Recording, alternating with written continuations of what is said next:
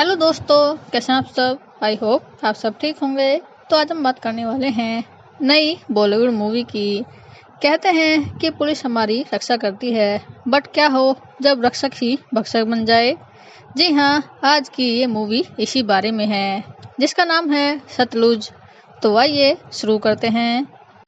सबसे पहले हमें रात में रोड पर पुलिस की कई गाड़ियां दिखाई देती हैं, बट अचानक वे अपनी गाड़ी रोक देते हैं और कई लोगों को गोलियों से मार देते हैं और उन्हें वहीं नदी में फेंक देते हैं ताकि कोई सबूत ही न रहे। इसके बाद पंजाब के एक छोटे गांव में हमें एक घर दिखाई देता है, जहां जसवंत अपनी फैमिली के साथ बहुत ही सिंपल लाइफ जीता है।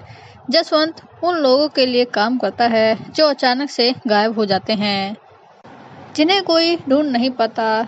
जब एक दिन वह अपने ऑफिस में बैठा था तो एक बूढ़ा कपल अपने बेटे की फोटो लेकर उसके पास आते हैं, इस होप में कि वह उन्हें ढूंढ लेगा। और इधर जसवंत जल्दी से उनकी हेल्प करने के लिए रेडी हो जाता है और काम शुरू कर देता है। फ्लैशबैक में एक बूढ़ी माँ रोते हुए जसवंत के पास आकर उससे अपने बेटे को ढूंढने के लिए कहती है। वह बताती है कि वह घर से निकला था बट अभी तक वापस नहीं आया। ये सुनकर जसवंत जल्दी से उनके साथ चला जाता है। जब वह वहां पहुंचा तो वह काफी डर जाता है, क्योंकि सामने उस बूढ़ी माँ के बेटे की लाश पड़ी थी। उसे किसी ने पहले ही मार दिया था, जिससे जसवंत बहुत दुखी होता है, क्योंकि वह कृपान था जो जसवंत का दोस्त भी था। प्रेजेंट में जसवंत फिर से एक लापता औरत जसप्रीत को ढूंढने पहुंचता है, जहां उसकी बहू बताती है कि मां अपने बेटे की मौत का सदमा सहन नहीं कर पाई और वह उसे हमेशा ढूंढने के लिए निकल जाती थी। बट इस बार एक हफ्ता बीत चुका है और गुरप्रीत वापस नहीं आई थी, जिसे सुनकर जसवंत को अजीब लगा। नेक्स्ट डे वह पुलिस स्टेशन जाता है, जहां कुछ ऑफिसर अपने एक दोस्त का जन्मदिन मना रहे थे। जसवंत वहां गुरप्रीत के लापता होने की रिपोर्ट लिखवाने गया था, बट पुलिस उसकी बात नहीं सुनती और कहती है कि वह औरत पागल है। यह सुनकर जसवंत दुखी होता है और वहां से चला आता है, बट वह जानता था कि कुछ तो गलत हो रहा है, ये कुछ बड़ा मैटर है। इसके बाद जसवंत हॉस्पिटल जाता है और डॉक्टर से गुरप्रीत के बारे में पूछता है। और जब डॉक्टर उसे कुछ बताने ही वाली थी, तभी एक वर्कर आकर डॉक्टर को रोक लेता है, जिससे डॉक्टर कुछ नहीं बताती और कहती है कि यहाँ ऐसा कोई नहीं आया। जिसे सुनकर जसवंत को पूरा यकीन हो जाता है कि कुछ तो गलत है। यहाँ से जाने के बाद जसवंत पुलिस के एक हवलदार से मिलता है, जो उसे बताता है कि वह गुरप्रीत को गलत जगह ढूंढ रहा है। और इतना कहकर वह हवलदार वहां से चला जाता है, जिसे सुनकर जसवंत को और भी अजीब लगने लगता है। और इसी के साथ जसवंत अपनी जांच शुरू कर देता है और गुरप्रीत को ढूंढने के लिए कई जगह पहुंचता है और वहां से इन्फो निकालने लगता है, क्योंकि जो लोग कुछ महीनों से गायब हो रहे थे उन्हें लावारिस कहकर जला दिया जाता था, जिनके रिकॉर्ड शमशान घाट के रजिस्टर में थे। बट परेशानी की बात यह थी कि उन सभी की रिपोर्ट पुलिस ने दर्ज भी नहीं की थी, जिनसे पता चलता है कि पुलिस ने उन्हें लावारिस बताकर मार दिया था। ये सब जानकर जसवंत बहुत ही हैरान हो जाता है। इसके बाद उसी रात में जसवंत फिर से उसी हवलदार से मिलने जाता है, जहां वह उसे बताता है कि गुरप्रीत खुद पुलिस स्टेशन आई थी और अपने बेटे को ढूंढने की रिक्वेस्ट कर रही थी, बट उसका बेटा तो पहले ही मारा जा चुका था और ये शायद पुलिस ने ही किया था। बट गुरप्रीत को इस पर यकीन नहीं था। तब पुलिस उसे अपनी कार में बिठाती है और एक सुनसान जगह ले जाकर मार देती है।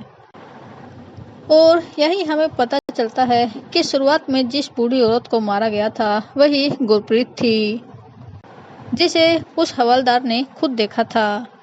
हवलदार बताता है कि उसे लावारिस कहकर जला दिया गया था, जिसे सुनकर जसवंत बहुत गुस्सा होता है और घर आकर सब कुछ अपनी वाइफ को ये सब बताता है। अगले दिन जसवंत एक लॉयर से मिलता है, तभी लॉयर कहता है कि शक होने पर हम पुलिस पर केस नहीं कर सकते, हमें ठोस सबूत चाहिए जो कोर्ट में टिक सके। और इसी के साथ जसवंत अपनी जांच आगे बढ़ाता है। वह जगह जगह जाकर उन पर नजर रखता है और उनकी फोटो भी लेता है। एक बार वह देखता है कि पुलिस की गाड़ियों से कई लावारिस लाशें उतारी जा रही थी और जसवंत जल्दी से उनकी फोटो ले लेता है। बट लॉयर का कहना है कि फोटो से कुछ नहीं होगा, हमें और सबूत चाहिए। इधर वही हवलदार चुपके से जसवंत की हेल्प करने लगता है। वह पुलिस स्टेशन से मिसिंग रिपोर्ट की FIR कॉपीज लाकर जसवंत को देता था और इससे जसवंत और आगे बढ़ने लगा था। बट परेशानी की बात ये थी कि ये दिन ब दिन बढ़ता जा रहा था। गांव में किसी न किसी के लापता होने की खबर आने लगी थी। ये देखकर जसवंत सभी से कहता है कि यदि आपका कोई गायब हो जाए तो मुझे जरूर बताना, मैं उसे ढूंढने की कोशिश करूंगा, मैं वादा करता हूँ। इसके बाद जसवंत सुप्रीम कोर्ट तक जाता है बट कुछ नहीं होता। बट जसवंत हार नहीं मानता, वह आगे बढ़ता रहता है। और एक दिन ये ऐसी खबर बन गई जो हर पेपर, रेडियो, हर जगह चर्चा में होने लगी। जसवंत की लड़ाई की खबर बड़े ऑफिसर तक जाती थी, जिससे वे परेशान होने लगे थे और वे सभी जसवंत पर नजर रखने लगे थे। यहाँ तक कि उसके घर के बाहर पुलिस भी तैनात रहती। बट जसवंत इससे नहीं डरा, वह अपना काम करता रहा। वहीं बड़े ऑफिसर इस मैटर को दबाने की कोशिश करते रहे। एक दिन जसवंत सभी गांव वालों की एक मीटिंग करता है और सारे सबूत उन्हें दिखाता है, जिससे वे सभी हैरान हो जाते हैं। और इसी के साथ ये लड़ाई छोटी से बड़ी होती गई। यहीं हमें एक और सीनियर ऑफिसर भी दिखाई देता है, जिसका नाम सुग्गा था और जिसके आने से मामला और भी खतरनाक हो गया था। वहीं दूसरी तरफ वही हवलदार जिसने जसवंत की हेल्प की थी, उसके घर ऑफिसर सुग्गा जाता है। वो पहले तो धीरे से बात करता है कि गद्दारों के साथ क्या करना चाहिए। इधर हवलदार ये सब समझ जाता है कि इसका क्या मतलब है, बट कुछ नहीं कहता। और तभी सुग्गा अपने साथ लाए 2 लोगों को मार देता है। सुग्गा जानता था कि हवलदार ही जसवंत की हेल्प कर रहा था और तभी अचानक वह हवलदार और उसकी पूरी फैमिली को खत्म कर देता है। नेक्स्ट डे जब जसवंत वहां पहुंचता है तो वह बहुत ही दुखी होता है, क्योंकि एक घर के 6 लोग मारे गए थे, जिससे पूरे कस्बे में हड़कंप मच गया था। और पुलिस ने सभी को बताया था कि ये हथियारों का बिजनेस कर रहे थे, इसलिए हमें इनका एनकाउंटर करना पड़ा। बट जसवंत को इस पर यकीन नहीं होता। वहीं पास खड़ा हवलदार ये सब देखकर फैसला करता है कि ये सब अब खत्म होना चाहिए। बट इधर जसवंत को नींद नहीं आती। अगले दिन रोड पर जा रही पुलिस और मिनिस्टर की कार में अचानक से ब्लास्ट हो जाता है और ये उसी हवलदार ने किया था जिसने उस फैमिली को अपनी आंखों के सामने मरते देखा था, जिससे ये मामला और भी तेजी से फैलता है। और इधर पुलिस भी काफी डरी हुई थी। एक दिन जसवंत अपने घर के बाहर अपनी कार साफ कर रहा था और तभी एक वैन आकर उसे किडनैप कर लेती है। जसवंत हेल्प के लिए चिल्लाता रहा और हैरानी की बात यह थी कि उस वैन के पीछे एक पुलिस की कार भी थी और ये सब नज़ारा 2 लोग देख रहे थे। हालांकि उसका दोस्त उसे बचाने के लिए बाहर दौड़ता है, बट पहले ही देर हो चुकी थी। इधर जसवंत की वाइफ को जब ये सब पता चलता है तो वह कोर्ट के सामने धरना देती है कि ये देखकर कोर्ट पुलिस से कहती है कि 1 हफ्ते के अंदर जसवंत को ढूंढ लिया जाए, वरना ये केस CBI को दे दिया जाएगा। बट ये मामला इतना बड़ा था और अगले ही दिन CBI जांच करने लगती है। ऑफिसर जसवंत के घर जाकर उसकी वाइफ से पूछता है। इधर जसवंत की वाइफ उसे सब कुछ बताती है कि उसके घर के सामने रेड कलर की कार आकर जसवंत को किडनैप करके ले गई और पुलिस की कार भी उसके पीछे थी और मैंने पुलिस से भी हेल्प मांगी, बट उन्होंने इसे इग्नोर कर दिया। इसके बाद जसवंत ने जो भी सबूत इकट्ठा किए थे उन्हें CBI को दे दिया जाता है और वे 2 लोग भी यही बताते हैं कि जसवंत को रेड कलर की कार में किडनैप किया गया था। इधर ऑफिसर समर को यकीन हो जाता है कि ये कोई लापता केस नहीं है, ये उससे भी बड़ा है। और इसी के साथ वह ऑफिसर पुलिस के बड़े ऑफिसर से पूछताछ शुरू कर देता है, बट कोई भी ऑफिसर उसे सच नहीं बताता। हालांकि एक ऑफिसर कहता है कि उन्हें ऊपर से ऑर्डर मिले थे। इसके बाद जांच के चलते CBI को उसी रेड कार का सुराग मिलता है, जहां कार का मालिक उन्हें बताता है कि उस दिन पुलिस उसकी गाड़ी को रेंट पर ले गए थे और वह उनके नाम भी बता देता है। और इधर ऑफिसर समर सीधा उन लोगों के घर पहुंचता है, बट वे फिर भी इससे मना करते हुए कहते हैं कि हमें जसवंत के बारे में कुछ नहीं पता। समर जानता था कि वे सभी झूठ बोल रहे थे। वह उन्हें फिर से फोर्स करते हुए पूछता है। तभी एक ऑफिसर कहता है, ठीक है, इतना ढूंढ लिया है तो जसवंत को भी खुद ही ढूंढ लो, जिसे सुनकर समर को गुस्सा आ जाता है। इसके बाद सीबीआई जेल जाती है और कुछ कैदियों से पूछताछ करती है। वे उन्हें बताते हैं कि जब जसवंत को यहाँ लाया गया था तो कुछ ऑफिसर यहाँ आए थे और उनका हेड जसवंत को गाली दे रहा था, जिससे सीबीआई ऑफिसर को समझ आता है कि ये सब कुछ जसवंत से शुरू हुआ है, जिसका शक सीधा ऑफिसर सुग्गा पर जाता है। इसके बाद समर ऑफिसर सुग्गा के घर पहुंचता है और कुछ पेपर दिखाता है, जिसमें लिखा था, यदि फ्यूचर में मुझे कुछ हो जाए तो इसका जिम्मेदार सुग्गा होगा। बट इधर सुग्गा इन सब से मना कर देता है। वहीं दूसरी तरफ जसवंत की वाइफ लोगों को इकट्ठा करके धरना शुरू कर देती है, क्योंकि 2 महीने हो चुके थे और जसवंत का अभी तक कुछ नहीं पता था। इधर समर भी वहां आता है और जसवंत की वाइफ को यकीन दिलाता है कि वह जसवंत को कैसे भी ढूंढ लेगा। इसके बाद रात में सुग्गा अपने कुछ साथियों के साथ जसवंत के घर पहुंचता है, जहां उसकी वाइफ अपने बच्चों के साथ थी।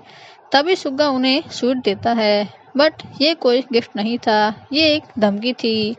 सुग्गा कहता है, मैंने जसवंत को नहीं मारा, बट यदि तुम अपनी रिपोर्ट वापस ले लो तो हम उसे ढूंढ लेंगे। बट इधर जसवंत की वाइफ कहती है, मैं ऐसा कुछ नहीं करूँगी और ये तुम्हारी ड्यूटी है कि तुम उसे ढूंढ कर लाओ। और इधर सुग्गा गुस्से में वहाँ से चला जाता है। नेक्स्ट डे ऑफिसर सुग्गा को हटाकर एक नए एसपी की एंट्री होती है, जो सुग्गा से कहता है कि 1 हफ्ते में हमें जसवंत चाहिए, वरना तुम और तुम्हारी पूरी टीम सस्पेंड होगी। जिसे सुनकर सुग्गा और उसकी पूरी टीम डर जाती है। इधर समर अपनी जांच आगे बढ़ा रहा था और सुग्गा पर प्रेशर भी बना रहा था। वह सुग्गा से कहता है, जिसके बल पर तुम उछल रहे थे वो ऑफिसर अब रिटायर हो चुका है। जिसे सुनकर सुग्गा काफी डर और घबरा जाता है और इसी के साथ वह उसी ऑफिसर के पास पहुंचता है। बट नेक्स्ट डे सुग्गा की ही डेड बॉडी रेलवे ट्रैक पर मिलती है, जो सभी के लिए बहुत ही हैरान कर देने वाली थी। इसके बाद समर एक कैदी के पास जाता है और उससे पूछताछ करता है। इधर वह कैदी उसे बताता है कि जसवंत को जेल लाया गया था। इसके बाद जब उस कैदी को कोर्ट ले जाया जाता है तो वह कैदी अपना बयान बदल देता है, जिससे समर काफ़ी हैरान हो जाता है। बट जब उस कैदी को रात में जसवंत दिखता है तो उसका ज़मीर जाग उठता है, इसलिए वह कैदी अगले दिन समर के पास जाता है और सच बताते हुए कहता है, जसवंत को किडनैप करके सबसे पहले जेल लाया गया था, जहां सुग्गा उसे केस छोड़ने के लिए कहता है। बट जसवंत ने इसे मना कर दिया था और सुग्गा ने इस पर जसवंत को काफ़ी टॉर्चर किया था। उसे दूसरी जेल में ले जाकर फिर से टॉर्चर किया गया, जो बहुत ही दर्दनाक था।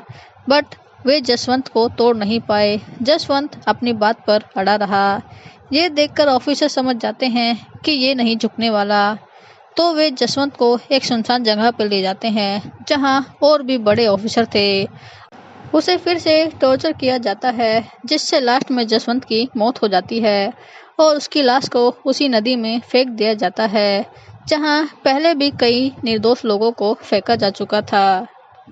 बट इस बार सच सबके सामने आ गया था और इसी के साथ कोर्ट उन सभी दोषियों को कड़ी से कड़ी सजा देती है। तो दोस्तों, यही था हमारे सतलुज मूवी का एक्सप्लेन। आई होप आपको पसंद आया होगा, और अगर आपको वीडियो पसंद आई तो वीडियो को लाइक और चैनल को सब्सक्राइब करें। तब तक के लिए be happy and keep smiling.